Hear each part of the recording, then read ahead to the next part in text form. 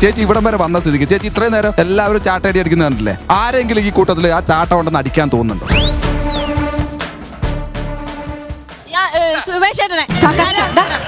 നമ്മുടെ ഗസ്റ്റിന്റെ ആഗ്രഹം ഒന്ന് നമുക്ക് സാധിച്ചു കൊടുക്കണം. വീണ്ടും ഒരു പാട്ടുമായി നമ്മുടെ സുമേഷ് വീണ്ടും കളത്തിൽ വരികയാണ്. ചേച്ചി എന്തുകൊണ്ടാണ് സുമേ സെലക്ട് ചെയ്യാൻ കാരണം? എനിക്ക് ആ സ്റ്റാറിനെ ഒന്ന് അടിക്കണം. കാരണം അവന്റെ ചിരിയെ ശരിയല്ല, ഒരു കള്ള നോട്ടാണ്. ഒരു കള്ള നോട്ടാണ്.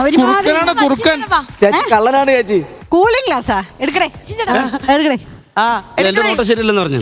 ഇട്ടാലേ എനിക്ക് കാണാൻ പറ്റുന്നുണ്ട്. കള്ള ലക്ഷണമുണ്ട്. അത് മുഖം മുഴുവനുണ്ട്, കണ്ണിന് മാത്രമല്ല.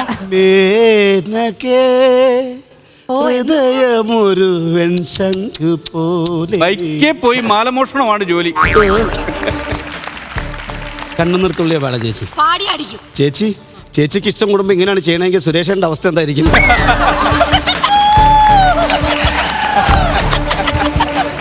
സുരേഷ് ഏട്ടൻ നിന്നെ പോലെ ഇത്രയും വൃത്തികേടായിട്ട് പാടില്ല. നിന്നെ പോലെ കള്ളച്ചിരിയും ഇങ്ങനത്തെ ഒരു നോട്ടൊന്നുമില്ല. ഒന്ന് ഉല്ലാസ് ഗ്രൂപ്പിന് വേണ്ടി, ഒന്ന് തങ്കച്ചന്റെ ഗ്രൂപ്പിന് വേണ്ടി, ഒന്ന് എന്റെ പേഴ്സണൽ ഇൻട്രസ്റ്റ് ആണ്, ഒന്ന് നാട്ടുകാർക്ക് വേണ്ടി. ആർട്ടുകാർ പ്രത്യേക ശ്രദ്ധയ്ക്ക് ഈ ചാട്ടം മാറ്റി ഒരു തോക്ക് കൊടുക്കാവോ? ഹോട്ടൽ ഒറ്റയടിക്ക് തീരുമല്ലോ. അത് പോരാ, നീ ഒന്ന് വേദനിക്കുന്നത് എനിക്കൊന്ന് കാണണം. ഇങ്ങനെ പറഞ്ഞൊക്കെ ചീറ്റിപ്പാറ ബാധിക്കുവേ. 1 2 3 സുരേഷേട്ടാ! അയ്യോ ഓടിക്കോ!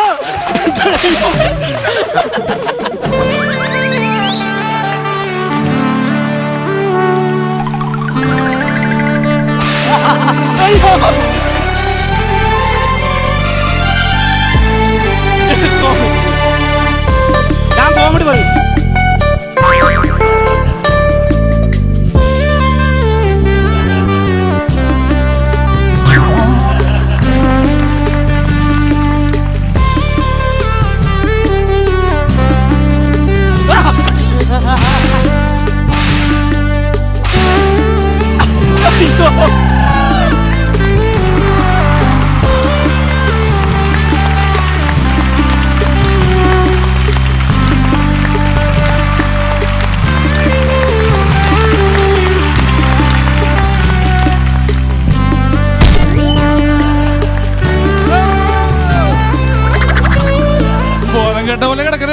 രാവിലെ എഴുന്നേറ്റ് ഒരു മിറ്റം പോലും അടിക്കില്ലാത്തൊരു ചേച്ചി വന്നിട്ട്.